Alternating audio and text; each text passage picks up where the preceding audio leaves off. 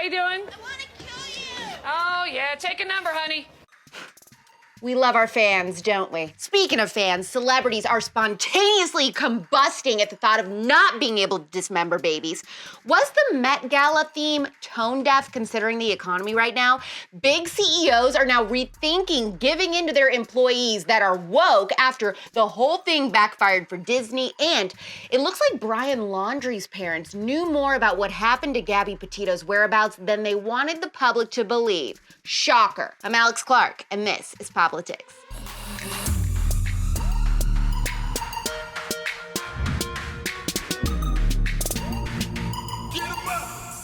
Celebrities are foaming at the mouth over the idea that very soon certain states could ban the ability to dismember babies in the womb if Roe versus Wade is overturned. All the usual suspects like Alyssa Milano, Sophia Bush, Billy Eichner, Mia Farrow, and Josh Gad are very unhappy that their sacrifice ritual will be taken away from them.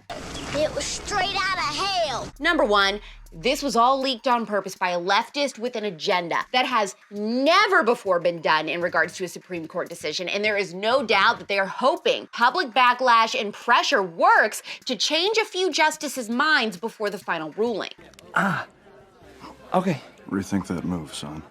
If Roe v. Wade is overturned, abortion will become a state issue. Some states will allow it, and some will not. Some states will have a few restrictions, and some will ban it outright, no questions asked in all trimesters. And some states will allow people to have an abortion through all 9 months. The simple solution is move to a state that shares your values and move out of a state that doesn't.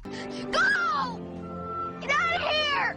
Don't you understand? Get! I don't want you anymore! Get! The best irony of this entire situation is that all the leftists who are tweeting about how they must leave Twitter because free speech is scary now that Elon will be in charge have been tweeting non-stop about loving abortion since this leak. They aren't going anywhere, and the truth is, they love free speech.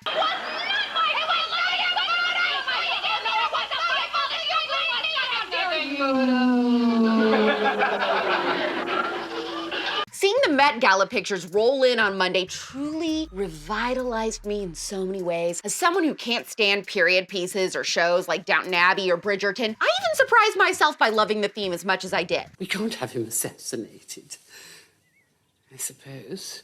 I actually thought the majority of guests did take the theme seriously. Billie Eilish looked fabulous. Obviously, Blake Lively won the night, and Shawn Mendes was hands down the best dressed man. He should literally be a character on Bridgerton. Kim Kardashian looked incredible, but it wasn't the theme, which aggravates me. I wish she would have worn that look to literally any other event. It would have been perfect. Like, if she would have worn that to the White House Correspondents' Dinner the other night, the dress Marilyn Monroe wore to sing happy birthday to JFK, why didn't she do that? Oh, do you feel the breeze from the subway? Isn't it delicious?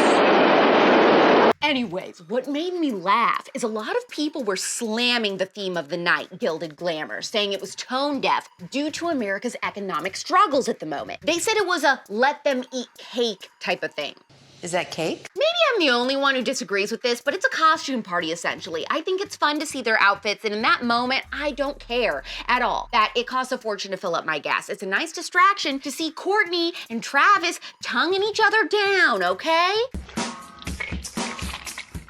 CEOs everywhere are terrified to give in to their woke employees' demands now after seeing how it worked out for Disney. Disney stocks are plummeting, public trust of the brand is at an all-time low, and they've got the entire Florida state government coming after them now.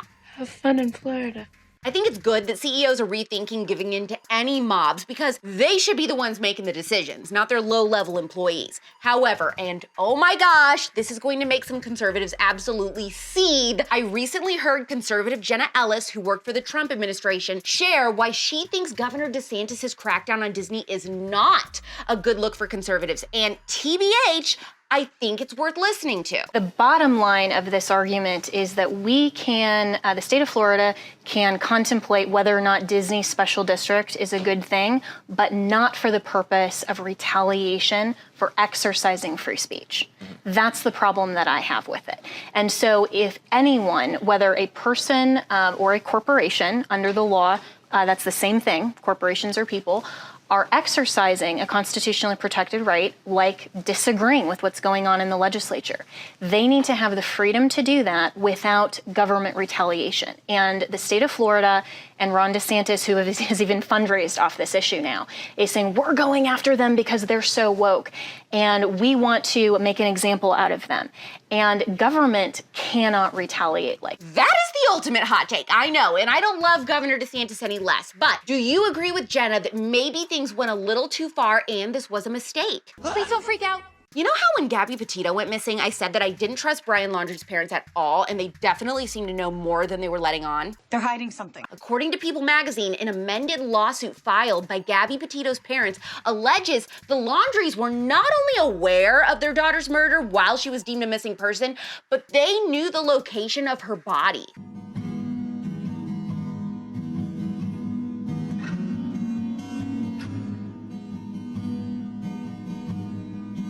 And I'd like to report a domestic dispute. We drove by and the gentleman was slapping the girl. Just quit my job to travel across the country, and I'm trying to start a blog. He doesn't really believe that I could do any of it. The FBI believes a body found in remote Wyoming bushland is that of young Florida woman Gabby Petito. It comes as the search intensifies for her fiancé. You were on a cross-country trip with her, and suddenly you're silent. It goes on to say that Brian's parents helped him conceal Gabby's murder and were making plans for him to flee the country, and that instead of helping Gabby's parents locate their daughter, the Laundrie parents went on vacation with Brian and ignored pleas for help from Gabby's family, and that Roberta blocked Nicole's phone number and Facebook profile in September to avoid contact as Nicole sought answers about what happened to her daughter, Gabby. I suspect foul play. Juicy! Brian's parents knew everything, and I stand by that. My spidey senses when it comes to true crime are never wrong. My spidey sense is tingling. I hope you've listened to the Columbine episode by now of The Spillover with Evan Todd, because that episode was incredible, and the new episode drops tomorrow night at midnight Eastern, so get all caught up. Heart or thumbs up this episode, please. Do you think Brian Laundrie's parents knew where Gabby was and what had happened the whole time she was missing? And do you think that Governor DeSantis made a mistake trying to take Disney's special tax exemptions away? DM this episode to someone who's super into law and the Constitution. Ask them if they think Governor DeSantis went over the line when it comes to Disney's free speech, and hit the save button to support us. We're back tomorrow at 4 p.m. Eastern, 1 p.m. Pacific. It's pop culture without the propaganda every single day. I'm Alex Clark, and this is Poplitics. Clearly, Poplitics is best served visually, but you can also listen to Poplitics if you just want the audio. Subscribe to us anywhere you get your podcasts: Apple, Spotify, iHeart, TuneIn, and more. Also, make sure that if you are listening to the podcast version, you leave us a 5-star review. And don't forget, subscribe to Poplitics on YouTube.